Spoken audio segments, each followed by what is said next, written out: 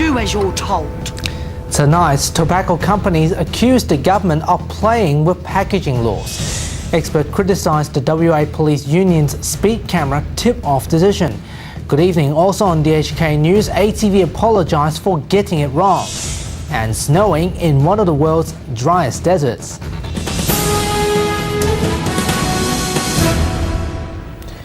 Co-presenter Anna Godden's off tonight. Let's wish her well.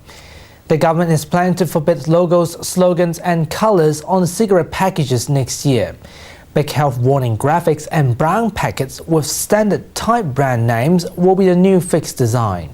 Tobacco companies or retailers who sold brand cigarettes will be facing a fine of more than $1 million once the law is in effect.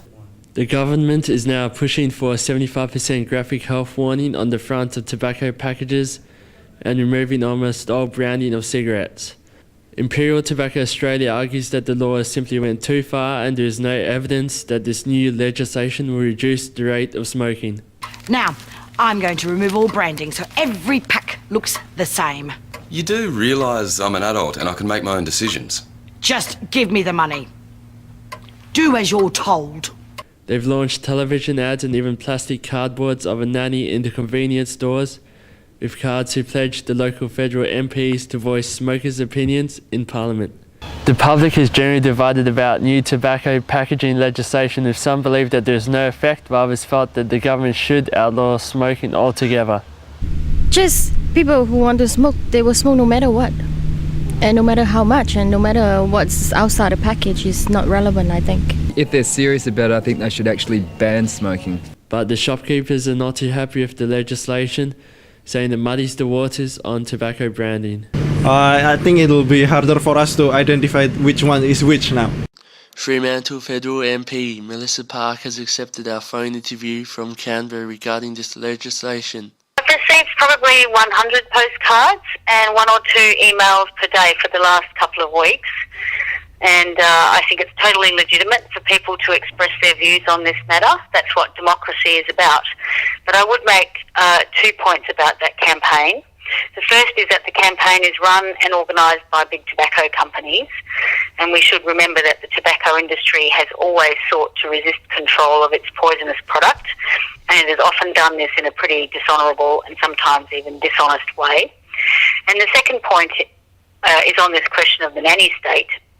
While of course it's fair to say that people should be free to make choices about their own life, we have to remember that we live in a country with universal free healthcare provided by the government and funded by the taxpayer, and that means that the massive health and social costs from smoking, that amount to about $32 billion a year, are paid for by the whole community. Oscar Baird, DHK News.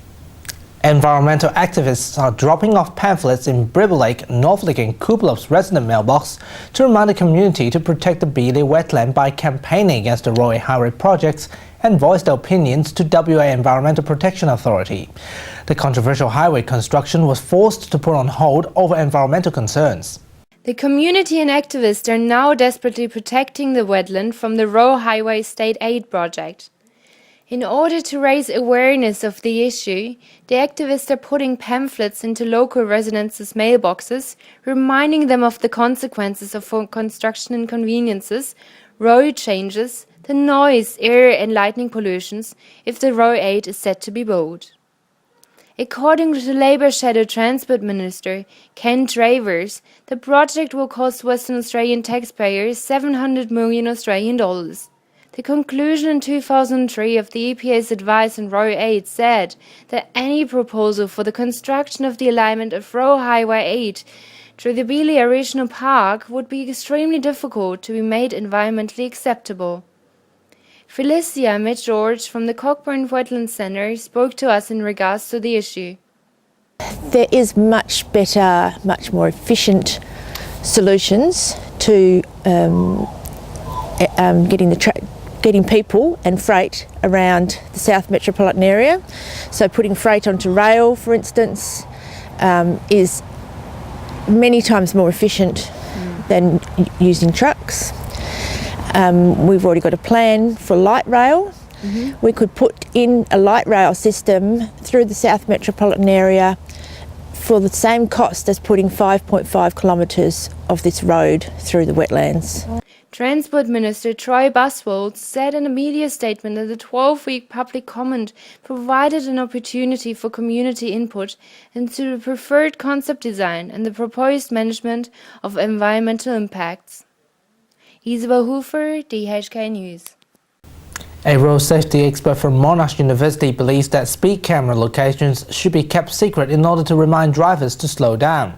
But the WA Police Commissioner says he's more than happy to publish them as an important road safety education and putting it high on the public agenda.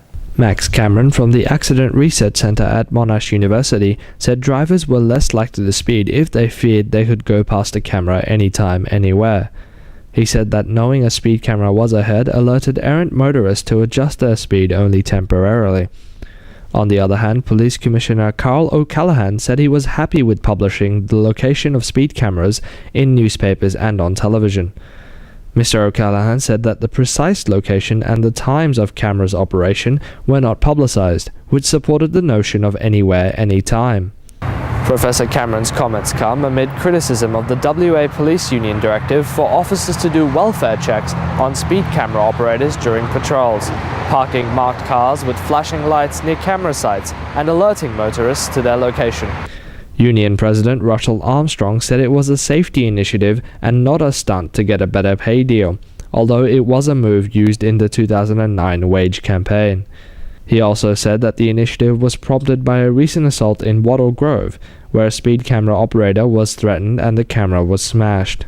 Shadow Police Minister Margaret Quirk said having some cameras out in the open had a general deterrent effect, and that having some hidden and some publicised would be the best policy.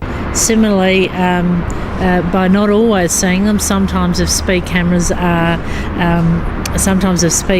hidden, that of course deters people from speeding. If there is a prospect, there is a hidden camera. So there are swings and roundabouts in both systems. I consider that some obvious and some hidden is a good combination. Moyukh Muzahid, DHK News. To Hong Kong stories now, and ATV has apologized for falsely reports about former China President Jiang Zemin's death. China's Xinhua news agency has officially released an English statement to end the rumors. Beijing authorities have officially denied the death of former China President Jiang Zemin. The statement from Xinhua news agents said that recent reports from some overseas media organizations about Jiang Zemin's death from illness are pure rumors. Recently, rumors from his failing health and his death have been spreading all over the internet. The China Liaison Office has criticized ATV's false report from Hong Kong China's news agency. During the media conference, Ministry of Foreign Affairs spokesperson have been asked 3 times by journalists about Jiang Zemin's death. He replied saying that Xinhua news agency has the related information. This afternoon, ATV apologized to the public, Jiang Zemin and his family about the mistake. The Hong Kong broadcast authorities have received 18 complaints on ATV false report. The authorities said they will follow the usual procedure to proceed the complaints. William Mann, DHK News in Hong Kong.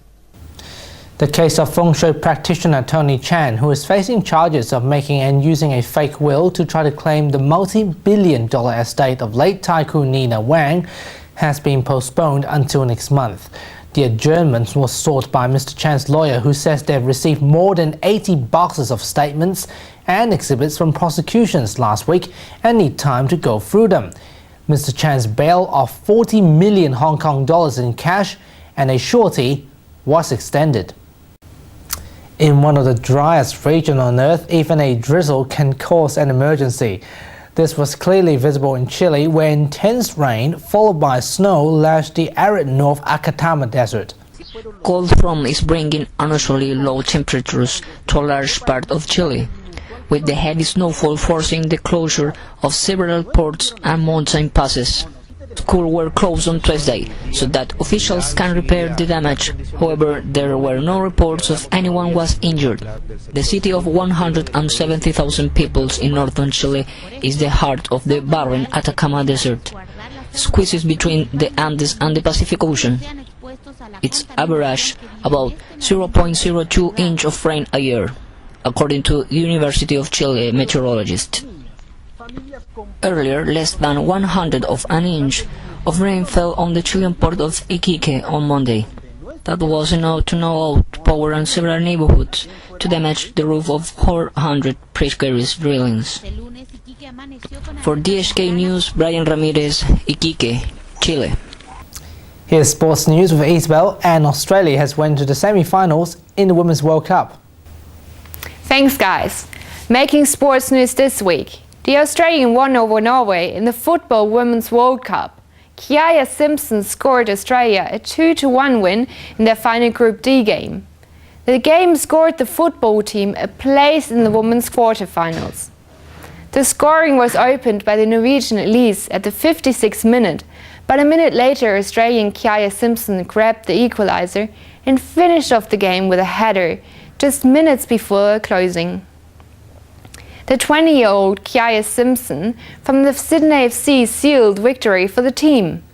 It was a heavy game against former 1995 winner Norway that failed for the first time in the quarterfinals after suffering its first loss to Australia.